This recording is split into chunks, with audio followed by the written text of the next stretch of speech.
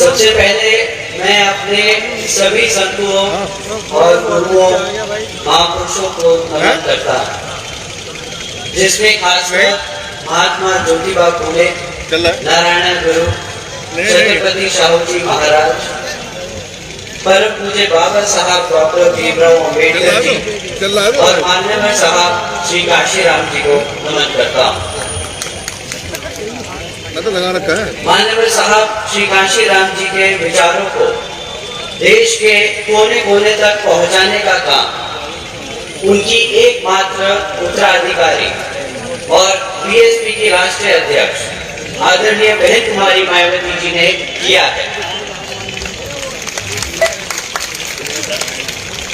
उत्तर प्रदेश की 4 बार मुख्यमंत्री, लोकसभा व राज्यसभा की कई बार सदस्य रही आदरणीय बहन कुमारी मायावती जी ने बाबा साहब डॉक्टर भीमराव अम्बेडकर जी और माननीय साहब श्री काशीराम जी के मिशन के लिए अपना पूरा जीवन समर्पित कर दिया।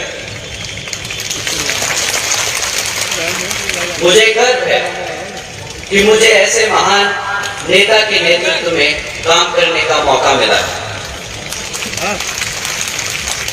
आदरणीय बहन कुमारी मायावती जी का मैं हार्दिक अभिनंदन व आभार व्यक्त करता हूँ। आज आपके उत्तराखंड स्टेट में हरिद्वार के कार्यकर्ता सम्मेलन में मेरे साथ मंच पर उपस्थित बीएसपी के राष्ट्रीय उपाध्यक्ष माननीय श्री आनंद कुमार जी,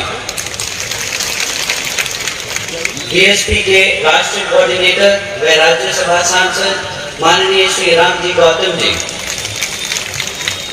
उत्तराखंड प्रदेश प्रभारी और पूर्व एमएलसी श्री प्रदीप जाटव जी, श्री शमसुंदर राय जी और प्रदेश अध्यक्ष श्री नरेश गौतम जी और साथ ही बहुजन समाज पार्टी प्रदेश कमेटी के सभी सदस्यगण, जिला कमेटी, विधानसभा कमेटी, सेक्टर और बूथ के कार्यकर्तागण, खासकर हमारे बीपीएफ के नौजवान सिपाहियों और दूर दराज से आए हुए बहुजन समाज पार्टी के समर्थक, आप सभी का मैं तहे दिल से स्वागत व अभिनंदन करता हूँ।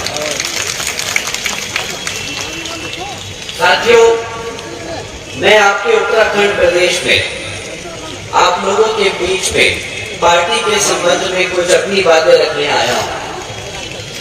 जैसा कि आप लोगों को मालूम है कि बाबा साहब डॉक्टर भीमराव अम्बेडकर जी के बनाए संविधान में माननीय साहब श्री काशीराम जी के आंदोलनों ने और आदरणीय बहन कुमारी मायावती जी के संघर्षों ने हमें वो ताकत दी है कि आज हमारी आवाज दबाना मुश्किल ही नहीं, नामुमकिन है।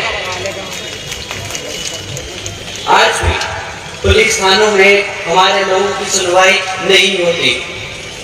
आज भी हर कदम पर हमारे लोगों के साथ भेदभाव होता है। आए दिन देश के किसी न किसी कोने से हमारी बहन बेटियों के ऊपर हुए अत्याचारों की खबरें आती रहती हैं। अभी हाल ही में हरिद्वार से हमारे समाज की एक बेटी ओलंपिक गेम्स में हैट्रिक गोल कर आती है, आपको मालूम होगा। लेकिन फिर भी टीम की हार का जिम्मेदार बनाकर उसे गाली सिर्फ इसलिए दी जाती है क्योंकि वो हमारे समाज से आती है। आप लोगों को इसके बारे में पता चला होगा। मैं पूछना चाहता हूं कि इन्हें ये अधिकार किसने दिया? भाई, हमारे संविधान ने तो नहीं दिया। फिर भी ऐसा इसलिए होता है क्योंकि वो संविधान को मानते नहीं, वो संविधान को बदल देना चाहते हैं। बाबा साहब डॉक्टर भीमराव अम्बेडकर जी के सपनों को कुचल देना चाहते हैं। इसके लिए अब हमें इस चीज को ध्यान में रख के इन सब अत्याचारों को रोकना होगा। और इसके लिए ये कैसे नामुमकिन है? भाई, हमारे बहुजन समाज के लोगों को एकजुट होकर अपनी राजनीतिक पार्टी यानी कि हमारी अपनी बीएसपी को केंद्र व राज्यों की सत्ता में लाना होगा।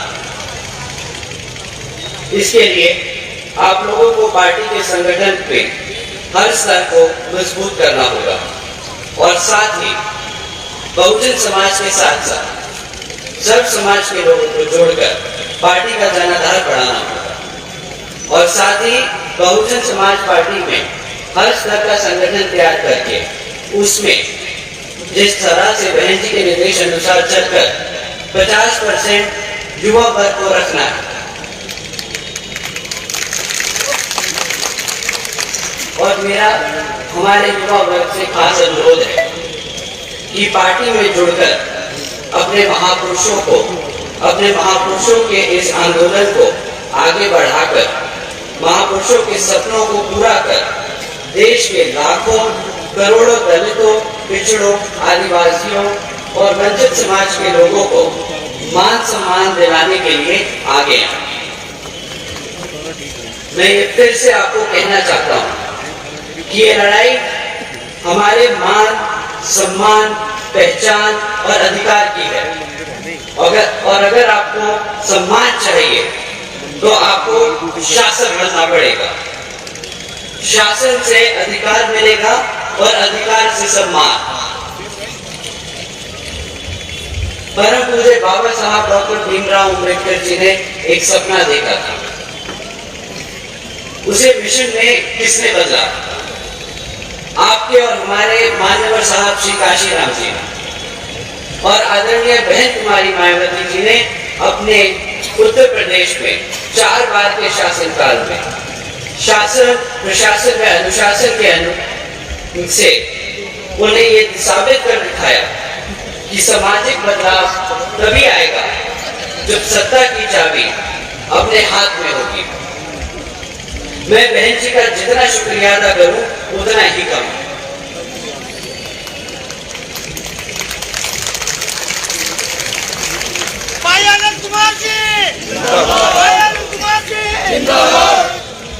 क्योंकि आज मेरे जैसे न जाने कितने नौजवान उनके संघर्षों की वजह से अपने पैरों पर सम्मान के साथ खड़े, क्योंकि हमें यकीन था कि हम पे होने वाले किसी भी अन्याय के खिलाफ हमसे पहले खुद हमारी बहन जी खड़ी हैं। सरकार को डर है बहन जी की सोच से, सरकार को डर है उनकी ताकत से, उनके शासन करने के तरीके से। अब मैं एक सवाल पूछना चाहूंगा, क्या आप लोगों ने ये महसूस किया है कि जैसे ही बहन जी शासन में आती है, प्रशासन खुद ब खुद हम सब जनता का सेवक बन जाता है? भाई बन जाता है। उनको दिक्कत है इसी बात से। वो कहते हैं कैसे बहन जी नई टेक्नोलॉजी की बात कर सकती है, हमारी बहनों की शिक्षा और सुरक्षा की बात कर सकती है, हमारे नौजवानों के रोजगार की बात कर सकती है, हमारे सब समाज के विकास और सम्मान की बात कर सकती है। इसलिए साजिश हुई साथियों और बहन जी को सत्ता से दूर कर दिया गया, क्योंकि सरकार जानती थी कि अगर बहन जी आए तो भेदभाव की राजनीति फिर से खत्म हो जाएगी और उनकी नफरत की सियासत का सपना चकनाचूर हो जाएगा। बहन जी ने कई बार ये कहा है हम सबसे कि हमें हमारे समाज को बहरूपियों से सचेत रहना जरूरी है। कई पार्टियां खुद को दलितों, पिछड़ों और माइनॉरिटीज का भला करने वाली बताती, लेकिन हमें इनको पहचानना जरूरी है और हमें इनसे धोखा नहीं खाना। बाबा साहब डॉक्टर भीमराव अम्बेडकर जी के विचार और मान्यवर साहब श्री काशीराम जी के मिशन की एकमात्र उत्तराधिकारी और सब समाज को साथ लेकर चलने वाली हैं तो सिर्फ और सिर्फ हमारी आदरणीय बहन कुमारी मायावती ही है।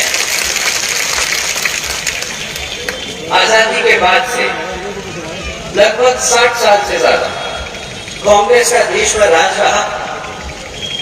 लगभग हर राज्य में कांग्रेस लंबे समय से सत्ता में आसीन रही, लेकिन क्या उन्होंने बहुजन समाज की आवाज को कभी सुना? मुझे नहीं लगता कभी सुना हमारे समाज के द्वारा। बहुजन समाज ने कई बार देश के संविधान को लिखने वाले हमारे परम पूज्य बाबा साहब डॉक्टर भीमराव अम्बेडकर जी को भारत रत्न देने की मांग की, लेकिन कांग्रेस सरकार ने इस मांग को हमेशा से नजरअंदाज किया। फिर आखिरकार श्री वीपी सिंह जी की नेतृत्व वाली सरकार में माननीय साहब श्री काशीराम जी और आदरणीय बहन कुमारी मायावती जी के अथक प्रयासों से बाबा साहब डॉक्टर भीमराव अम्बेडकर जी को भारत रत्न से सम्मानित किया गया। आज आदरणीय बहन कुमारी मायावती जी ने फिर से एक मांग की है कि बहुजन समाज को जगाने वाले मसीहा मान्यवर साहब श्री काशीराम जी को भारत रत्न देकर देश के बहुजन समाज को सम्मानित किया जाए। और मैं ये अपील करता हूं कि अगला भारत रत्न सम्मान मान्यवर साहब श्री काशीराम जी को ही देना चाहिए। आज देश में बीजेपी का शासन है और आप सब इस बात में कोई भी संदेह मत रखिए कि बीजेपी और कांग्रेस में कोई अंतर है।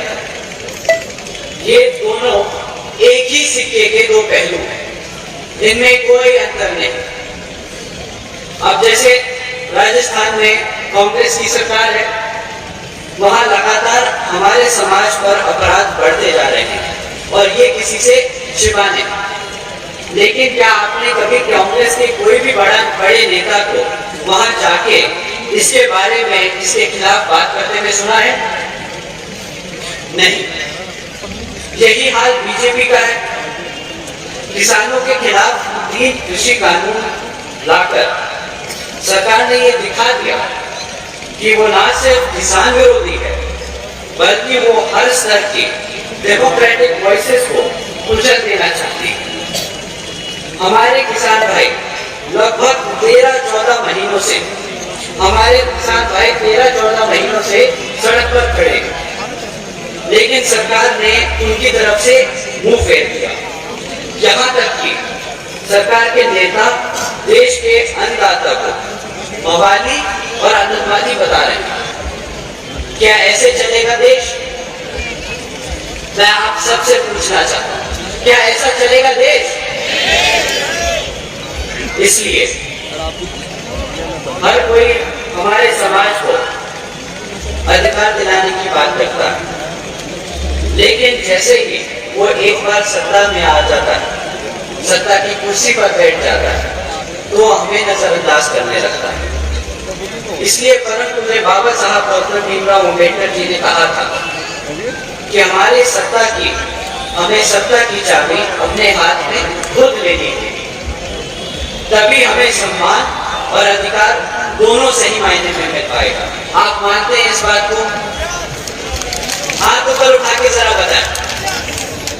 ये हमने सभी पार्टियों की सरकारों पर शासन देख लिया, लेकिन कोई भी सरकार हमारी महिलाओं को सुरक्षा, नौजवानों को रोजगार और बुजुर्गों को सम्मान नहीं दे पाया। अब मैं अंत में बस आपसे एक अपील करने आया हूं कि जिस तरह से 2007 में उत्तर प्रदेश में पूर्ण बहुमत वाली बीएसपी की सरकार में बहन जी के प्रशासन में अनुशासन आप लोगों ने देखा, जिसमें युवाओं को रोजगार, महिलाओं और छोटे बड़े व्यापारियों को सुरक्षा और बुजुर्गों को सम्मान मिला, वैसा ही शासन हमें यहाँ पे भी लाना है। जय भीम, जय भारत।